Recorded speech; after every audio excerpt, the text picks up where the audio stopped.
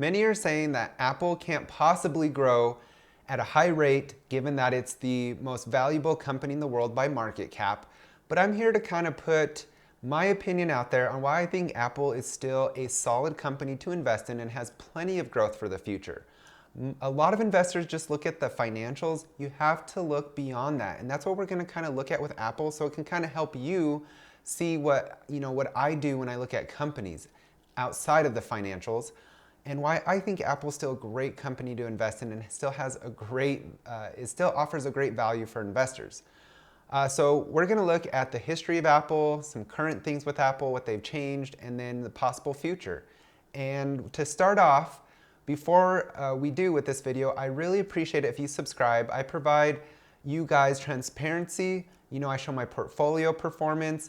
I, put out there diverse content and my strategies and videos like this where I just kind of put a different view on things to kind of help all of us grow together.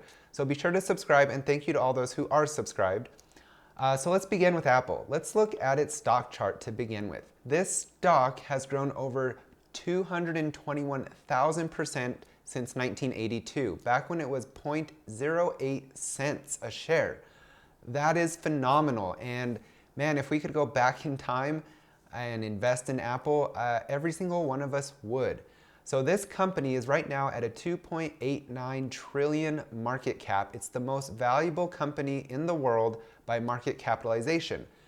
And so a lot of people right now are stuck with this, they just don't think Apple can go much higher. They think, gosh, you're the most valuable company in the world. You've grown so much. There's not any possibility that this company can grow much more. I disagree with that. But let's take a little drive back into history and let's look at Apple at its beginnings. And so Apple, when it first started in 1976, this company it actually started in a garage, that's what they say, but there was two college dropouts, Steve Jobs and Steve Wozniak. And they brought this vision of this company to change the way that people view computers. They wanted to make computers small enough for people to have in their homes and offices. And back then, if they only knew people would have things on, in their hands and on their wrists, they would be blown away. But simply put, they wanted a computer that was user-friendly. And I have to say, they definitely achieved this far beyond that as well. And so moving forward, in 1980, Apple went public. And actually, Wozniak, he left Apple in 1983 because he just had diminishing interest in running Apple. And then a short 2 years later, in 1985, Steve Jobs left this company to pursue other things, and he ended up creating his own software company called Next.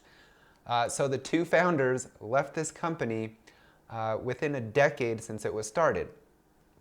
Now in 1996, experts believe that Apple was doomed because it kind of peaked in 1990, and over the next 6 years, it kept going down. So what they did is in 1997, they brought back Steve Jobs. He was an intern CEO, and then he officially became the CEO in the year 2000. So it took him about 3 years to become the official CEO again. But what Steve Jobs did is he revamped the computers, and he introduced new things like the iBook, which is the laptop, followed by the iPod. Now, the laptop, I don't remember. I think that was a little bit before my time, but I definitely remember the iPod. I would use it in college. And man, all I could think about was this is a really cool piece of technology that allows me to listen to music in a different way. Then we fast forward to 2007, and we have the introduction of the iPhone. Now, this was one of the world's most successful products, and I want to say it changed things for the better for good. Since then, they've had other popular products that they have created, like the iPad and the Apple Watch. So also the earbuds, right? So you take the iPhone, the iPad, the Apple Watch, the earbuds, you see those everywhere. Myself, I have the iPhone and the earpods. My grandparents, they have the iPhone, the iPad. I know plenty of people that have the Apple Watch. So these products are everywhere. They worked. They did exactly what they wanted to make them in the beginning, was user friendly. Now, what I want to kind of go over is Apple kind of went from hardware to services, which was a very smart move, and I'm going to talk about that. But let's look at some of the things that they've expanded into services, right? So they have things like the Apple credit card. Now, if you don't know about the Apple credit card, I did a little bit of research, but it does some cash back, so it has, an incentive. It has no fees at all, not even foreign fees, which is pretty awesome, especially if you travel. The card comes in a cool titanium material, but this is very smart, a very easy thing because you have your Apple Wallet. This is probably something you just load on there and use, and you get rewards, and it's just probably a great way for a lot of the younger generation to get started in using credit cards and learning all about that responsibility. They also have things like Apple News. So Apple News is a subscription. Now that is an important word that we're going to see a few times here, but this allows users to view hundreds of magazines and leading newspapers and just kind of get all their news in one. So that definitely offers a very popular service that a lot of people want. We also have things like Apple Arcade. So I think gaming is huge, whether it's, simple games on the phone to the VR headsets to consoles.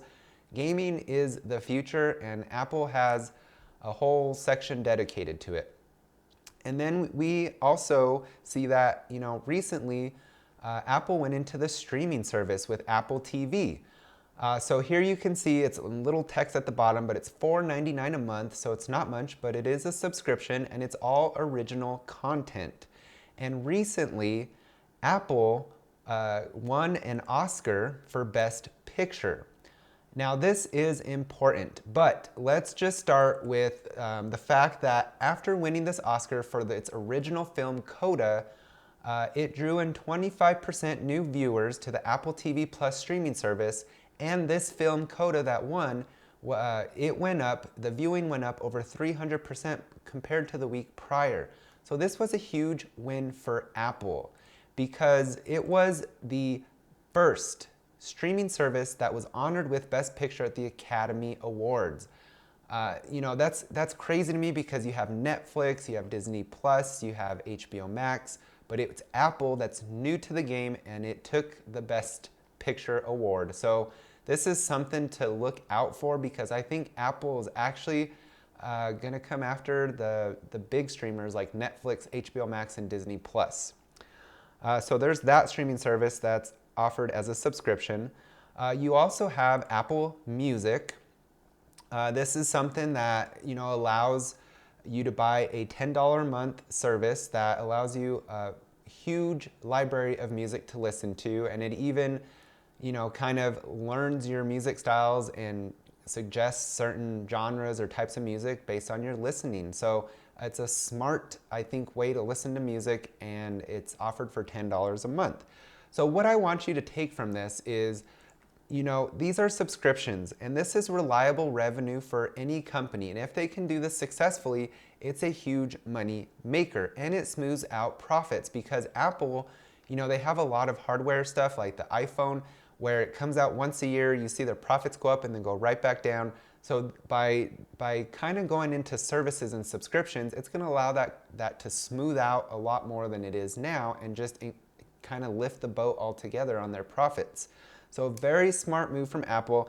And I think because all these things are fairly new, it's just the beginning, right? You have all these products already that are offering subscription services for pretty awesome services.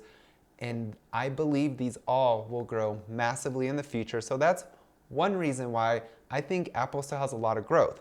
But not only that, they have some future products and services that they've been talking about or that's been going through the rumor mill. And one of them is an AR or VR headset. Now we know Facebook released their Oculus, super popular, and Apple's going to be getting into it as well. I think they will be very successful because they already have an ecosystem of their products that a lot of people use, and this is just another one that will seamlessly work with their other products, and I think it'll make a great offering to customers. So we'll see how that pans out, but I think it will be very successful. They have rumors of making an electric vehicle, Now, this is huge if they do come out with this and it ends up being successful, because it can even expand into ride-sharing services. So there's a lot of possibilities and options with this for Apple, because the future, could be mainly ride-sharing services, especially in the big cities, and you bet that would probably be a subscription-based service as well. Then you have Apple HomePod, which is the rival to Amazon Echo. This is something that you basically can control your house with your voice, so turn on the lights and all that stuff. Definitely, I think this has potential to be very popular because they already have a huge customer base, and people like to buy Apple products if you already own Apple products. So their future is bright. I'm sure there's other things that are in the rumor mill, but these are the top ones that I wanted to talk about. So let's just go back a little bit and talk about Apple and their valuation. They were the first company to reach $1 trillion valuation in 2018, and they now flirt between the $2.5 to $3 trillion range. And I think they will continue to be a huge opportunity for investors. Just because they're at the top valuation in the world of any company doesn't mean they can't keep growing and become a $5 trillion company, a $10 trillion company, or beyond. And I look at this in a few ways. They have pricing power, which means they can increase prices without causing customers to leave. That's how much customer loyalty they have. I've seen it happen where customers, they might mention it, but they're not going to get rid of their product. So pricing power is a huge thing as an investor in a company, because that means they can increase these prices, therefore their profits, and easily do so. They have their own ecosystem. So they have interconnected systems. Their watch works seamlessly with their phone, with their earpods, which means these future services too, by the way, like the electric vehicle and the headsets, it's all interconnected. Apple does a great job at making sure everything works seamlessly between their products. And that's why when you buy an Apple phone, you're more likely to buy the Apple Watch and the Apple this and that and the other. So I think that will just continue, which leads me into this company, I believe, will keep being innovative. They have future growth prospects and products that people are talking about already. They have a huge customer base, so people are going to be interested in purchasing whatever Apple comes up with. And just because Apple doesn't announce things often, that's probably a good thing. They like to keep it secret until they do come out with it. But I have no doubt this company will keep being innovative. So with all that said, these are things that I look at. And I also like to think about, will Apple be around the rest of my life? I absolutely guarantee it, and even beyond my life. I think Apple, each decade, we're going to look back and see a company that's tremendously larger than it was before. And so looking at just the financials and certain valuation metrics without looking at things like this, where you analyze it in a way that kind of puts things in perspective, like just because this company is the biggest company in the world doesn't mean it's going to keep on becoming even bigger in the next year, the next 5 years, the next decade or two. So you have to learn to look outside of the financials, right? Of the fundamentals. You have to look beyond all that. You have to just kind of step outside of the box, because when you are able to do that, you're able to really see clearly what you're investing in. Because if you just look at the numbers, that's not going to tell you the full story.